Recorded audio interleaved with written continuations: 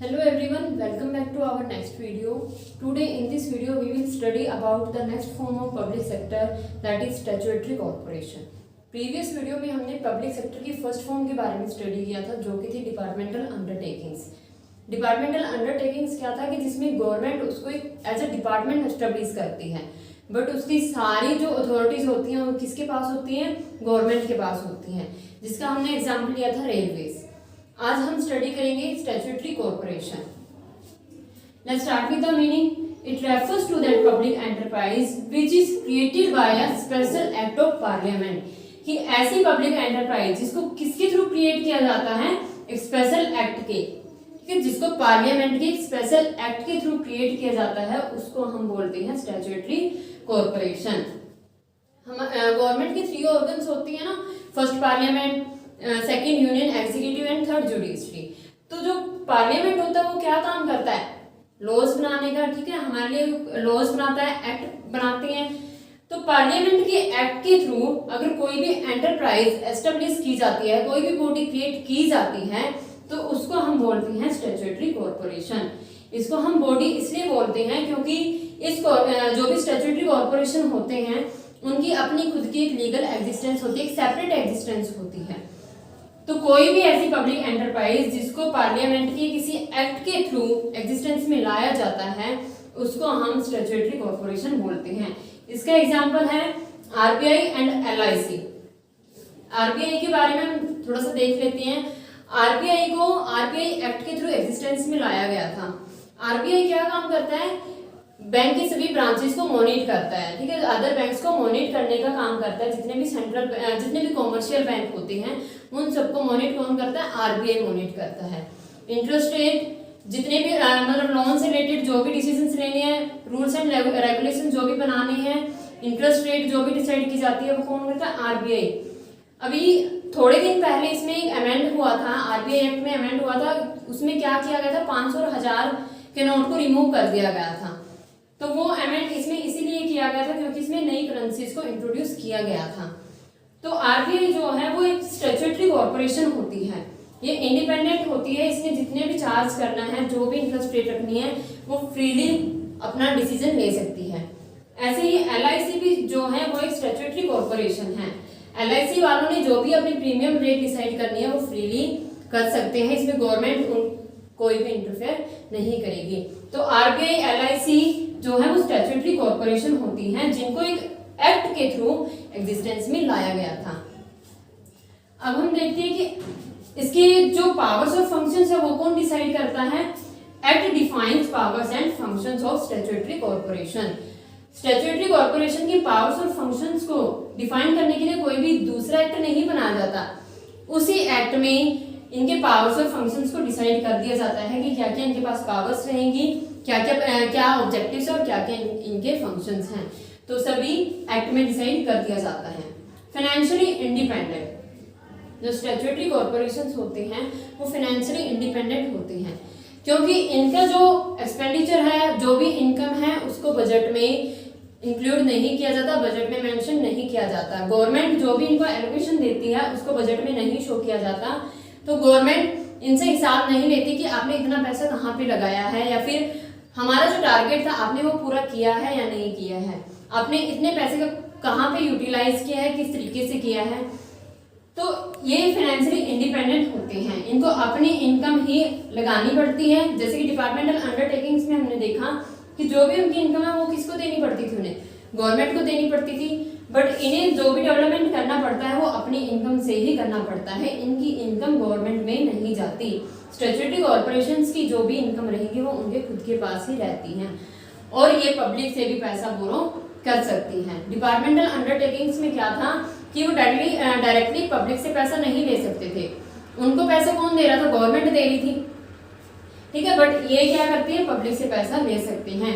Initial जो capital लगाई जाती है वो इसमें गवर्नमेंट ही लगाती है, गवर्नमेंट ही इसको एस्टेब्लिश करती है, बट जो बाद के एक्सपेंडिचर्स होते हैं वो अपने इनकम से ही निकालती है। एक और इसका मैं बताती हूँ फीचर कि ये एक सेपरेट इसकी एंटिटी होती है, ठीक है, इसकी एग्जिस्टेंस सेपरेट होती है। ये अपने नाम पे प्रॉपर्टी परचेज कर सकती है, दूसरों के साथ कॉन्ट्रैक्ट कर सकती है, they can be sued and be sued, ये दूसरों पर केस कर सकते हैं और दूसरा पर्सन भी इन पर केस कर सकता है।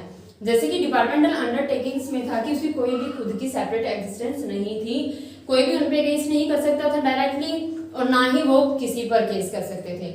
अगर रेलवेज की कोई कंप्लेंट होती है तो वो मिनिस्ट्री, जो भी उससे कंसर्न मिनिस्ट्री होगी, हम वहां पे उन पे केस कर सकती हैं, रेलवेज पे नहीं। बट इसमें ऐसा नहीं होता। अगर आरबीआई से रिलेटेड कोई भी कंप्लेंट है तो डायरेक्टली आरबीआई पे केस किया जाएगा, फाइनेंस मिनिस्टर पे नहीं। तो इसकी खुद की सेपरेट एग्जिस्टेंस होती है। अब let's move to the features. The first feature is formation. Formation की स्टैट्यूटरी कॉर्पोरेशन की फॉर्मेशन किसने की, किसने इसको एस्टेब्लिश किया? इसको स्पेशल एक्ट ऑफ पार्लियामेंट के थ्रू एग्जिस्टेंस में लाया गया। इसकी फॉर्मेशन किसने की है? स्टेट लेजिस्लेचर और पार्लियामेंट के एक स्पेशल एक्ट ने। तो पार्लियामेंट के एक स्पेशल एक्ट और स्टेट लेजिस्लेचर के थ्रू स्टैट्यूटरी कॉर्पोरेशन को एग्जिस्टेंस में लाया गया। Second one is ownership. Ownership किसके पास होती है स्टैट्यूटरी कॉर्पोरेशन की? इनकी ओनरशिप गवर्नमेंट के पास ही होती है, क्योंकि इसको एस्टेब्लिश कौन करता है? गवर्नमेंट ही करती है। गवर्नमेंट इनिशियल कैपिटल देता है इनको, जितनी भी फाइनेंशिंग होती है गवर्नमेंट के पास से ही होती है। तो इसकी ओनरशिप भी किसके पास होगी? गवर्नमेंट के पास ही होगी। मैनेजमेंट, स्टैट्यूटरी कॉर्पोरेशन का मैनेजमेंट किसके हाथों में होता है? कौन इसको मैनेज करता है? जो गवर्नमेंट होती है वो अपने कुछ नॉमिनेटेड बोर्ड ऑफ डायरेक्टर्स को यहाँ पे भेजती है। स्टैट्यूटरी कॉर्पोरेशन में कुछ नॉमिनेटेड बोर्ड ऑफ डायरेक्टर्स होते हैं गवर्नमेंट के, जो कि उसको मैनेज करते हैं। Next one is financing. Financing कहाँ से होती है? कहाँ से इसको फंड्स मिलते हैं? पैसा कहाँ से आता है स्टैट्यूटरी कॉर्पोरेशन के पास? तो इनको पैसा कहाँ से मिलता है? गवर्नमेंट के पास से मिलता है। जो इनको इनिशियल कैपिटल दी जाती है वो कौन देता है? गवर्नमेंट देता है। और अगर इनको जरूरत पड़े तो ये फ्री होते हैं, इनके पास फ्रीडम होती है कि ये पब्लिक से पैसा ले सके। Next one is appointments. Appointments की ये जो भी इनमें एम्प्लॉयज होंगे उनके अपॉइंटमेंट्स किस तरीके से की जाती है? इनके खुद के रूल्स और रेगुलेशंस होते हैं। स्टैट्यूटरी कॉर्पोरेशन के खुद के रूल्स एंड रेगुलेशंस होते हैं, खुद ही वो एम्प्लॉयज का रेम्यूनरेशन डिसाइड करते हैं। बट जो सर्विस कंडीशंस होती है वो board of directors he decide करते हैं। और जो भी इसमें एम्प्लॉयज वर्क करेंगे वो गवर्नमेंट के एम्प्लॉयज नहीं बोले जाएंगे। जैसे कि हमने डिपार्टमेंटल अंडरटेकिंग्स में देखा था कि इसमें अपॉइंटमेंट यूपीएससी के थ्रू होती है, ठीक है, और जो भी वहां पे अपॉइंट किया जाता है उसको गवर्नमेंट का एम्प्लॉय बोला जाता है। बट इसमें ऐसा नहीं होता। इसमें जो भी पीपल वर्क करते हैं उनको गवर्नमेंट का एम्प्लॉयज नहीं बोला जाएगा। Next one is separate legal entity. Statutory corporation की खुद की एक अपनी पहचान होती है, उसकी एंटिटी सेपरेट होती है। वो अपने नाम पर एसेट्स परचेज कर सकती है, लाइबिलिटीज होल्ड कर सकती है, अदर पार्टीज के साथ कॉन्ट्रैक्ट कर सकती है, वो किसी पर भी शू कर सकती है और खुद भी शू हो सकती है। मतलब कोई भी उस पर केस कर सकता है और वो भी किसी भी अदर पर्सन पर केस कर सकती है। Next one is administrative autonomy, कि जो इसका एडमिनिस्ट्रेशन है वो किसके पास होता है? पब्लिक कॉर्पोरेशन के पास ही होता है, मींस स्टैट्यूटरी कॉर्पोरेशन के पास ही होता है। गवर्नमेंट का कोई भी इंटरफेयर नहीं होता। जितने भी डिसीजन मेकिंग रहेंगे, जो भी कंट्रोल रहेगा वो इनके खुद के पास ही रहता है, गवर्नमेंट का इंटरफेयर नहीं होता। Let's move to the merits. The first is autonomy in operation. इसको अगर हम सिंपल वर्डिंग में बोले, नो गवर्नमेंट इंटरफेरेंस, की इसमें किसी भी तरह का गवर्नमेंट इंटरफेयर नहीं होता। जैसे कि मैंने आपको फीचर्स में बताया एडमिनिस्ट्रेटिव ऑटोनॉमी की, इसका जो एडमिनिस्ट्रेशन है वो इनके खुद के पास ही होता है, गवर्नमेंट के पास नहीं होता।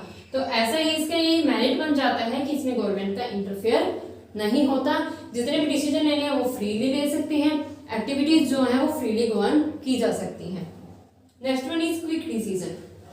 स्टैट्यूटरी कॉर्पोरेशन में ज्यादा पेपर वर्क नहीं होता, ज्यादा फॉर्मेलिटीज करने की जरूरत नहीं पड़ती, जिससे अगर कोई भी अपॉर्चुनिटी आती है तो हम उसके लिए क्विकली डिसीजन ले सकते हैं। Third one is efficient management. Efficient management means कि जो भी यहाँ पे एम्प्लॉयज होते हैं, ठीक है, जो भी बोर्ड ऑफ डायरेक्टर्स को मैनेजर्स दिए जाते हैं वो उनको अच्छी सैलरी पे की जाती है।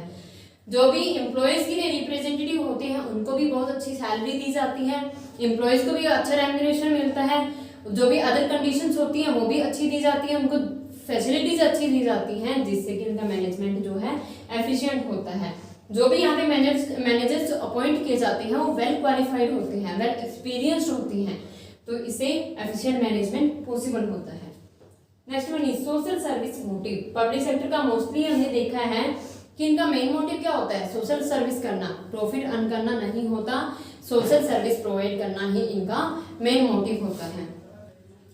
प्रोटेक्शन ऑफ पब्लिक इंटरेस्ट, किसमें पब्लिक इंटरेस्ट को प्रोटेक्ट किया जाता है। क्यों किया जाता है, क्योंकि जो स्टैट्यूटरी कॉर्पोरेशंस होती हैं वो क्या करती हैं, पब्लिक से पैसा लेती हैं, तो वो किसके लिए अकाउंटेबल हो गए, पब्लिक के लिए हो गए हैं। ठीक है, पार्लियामेंट इनको क्रिएट करता है, पार्लियामेंट किस चीज का हिस्सा होता है, गवर्नमेंट का हिस्सा होता है, तो इसमें पब्लिक इंटरेस्ट को प्रोटेक्ट किया जाता है क्योंकि ये पब्लिक से फंड लेते हैं और इनको अपने अकाउंट्स भी शो करने पड़ते हैं, बताना पड़ता है कि इन्होंने किस पर्पज से कहाँ पे किस तरीके से पैसा लगाया है, क्योंकि ये पब्लिक के लिए अकाउंटेबल होते हैं। तो ये थे इसके मेरिट्स। अब हम देखते हैं कि इसकी लिमिटेशंस क्या क्या होती हैं। First is incomplete operational autonomy. अब आप सोचोगे कि यहाँ पे तो हमने पढ़ा किसकी ऑटोनॉमी जो है वो ऑपरेशन में रहती है, मीन्स कि इसमें गवर्नमेंट का कोई भी इंटरफेयर नहीं होता, और अब लिमिटेशन में हम देख रहे हैं कि इसमें गवर्नमेंट का पूरा पूरा इंटरफेयर होता है।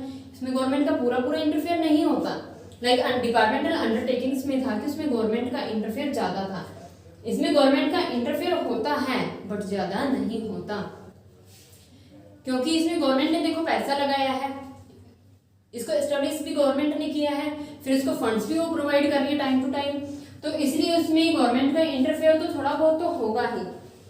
अब मान लो कि इसमें अपॉइंटमेंट से रिलेटेड अगर गवर्नमेंट कह देती है कि आपने इस पर्सन को ही रखना है, तो उनकी बात हमें माननी पड़ती है, बट हम अगर चाहते हैं कि इस पर्सन को यहाँ पे अपॉइंट किया जाए तो ऐसा नहीं हो सकता, हमें कुछ पॉलिसीज को फॉलो करना पड़ता है, क्योंकि गवर्नमेंट जो है वो हमें पैसा दे रही है। अगर कोई भी डिसीजंस हम बियॉन्ड लिमिट कर देते हैं, ठीक है, जो हमारी लिमिट थी उसके अगर हम पार चले जाते हैं तो उसमें गवर्नमेंट का इंटरफेयर आ ही जाता है। लैक ऑफ कॉम्पिटिटिव फीलिंग्स, जो पब्लिक सेक्टर होता है उसमें कॉम्पिटिटिव फीलिंग्स की कमी होती ही है, और फिर इसके चलते वो प्रॉफिट और लॉस की तरफ कोई भी ध्यान नहीं देते, प्रॉफिट मैक्सिमाइजेशन को इग्नोर किया जाता है।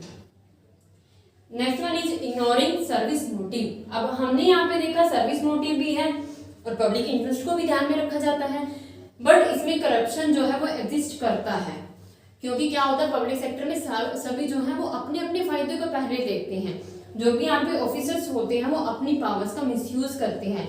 क्यों मिसयूज करते हैं, क्योंकि उनको अपना फायदा पहले दिखता है, जिससे कि वो पब्लिक की तरफ ध्यान नहीं देते और सर्विस मोटिव को इग्नोर कर देते हैं। पब्लिक वेलफेयर के टाइम पे अगर पब्लिक से रिलेटेड कोई भी डिसीजन है तो उसमें वो सबसे पहले अपने फायदे को देखते हैं, उसके बाद ही पब्लिक की तरफ ध्यान देते हैं, तो इसमें सर्विस मोटिव को इग्नोर किया जाता है। आइए एक बार और रीड आउट कर लेते हैं इसके फीचर्स को, कि इसकी फॉर्मेशन कौन करता है, पार्लियामेंट के एक एक्ट के थ्रू इसकी फॉर्मेशन की जाती है, ओनरशिप इसकी गवर्नमेंट के पास होती है, मैनेज इसको गवर्नमेंट के थ्रू नॉमिनेट किए गए बोर्ड ऑफ डायरेक्टर्स के थ्रू किया जाता है, फाइनेंशियल कहाँ से होती है, गवर्नमेंट इसको पैसा देती है, और अगर नीड हो तो पब्लिक से पैसा भी बोरो कर सकते हैं।